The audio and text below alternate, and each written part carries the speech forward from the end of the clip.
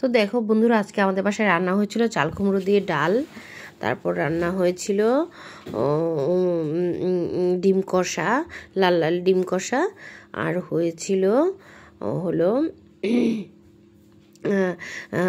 চিংড়ি মাছ, আলু, পটল, পেঁপে দিয়ে একটা ঝোল, চিংড়ি মাছ দিয়ে, কুচো চিংড়ি দিয়ে একটা ঝোল, এটা খুব টেস্টি হয়েছিল।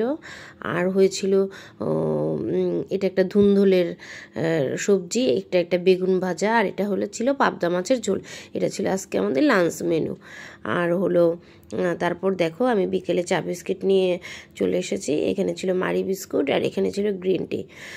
তো বিকালটা এইভাবে এনজয় করলাম। আমি একটু ডায়েট করি, সো আমি ওরকম হেভি বিস্কুট খাই না, এই মারি বিস্কুটটাই আমার খুব ভালো লাগে। আর গ্রিন টিটা খাই এবং র টিটাও খাই। তো এখন গ্রিন টি খাচ্ছিলাম। তারপর দেখো আমি আমার আর মানে সেকেন্ড রুমের বেডের পাশে এই র্যাকটাকে সুন্দর করে প্ল্যান্টস দিয়ে সাজিয়েছি, অনেক সুন্দর। এগুলো আমি অনেক কষ্ট করে সুন্দর করে কালেক্ট করেছি।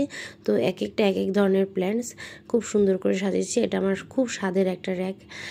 তো তোমাদের ভালো লাগলে তোমরা লাইক কমেন্ট করো আর সাবস্ক্রাইব করে রেখো চ্যানেলটা।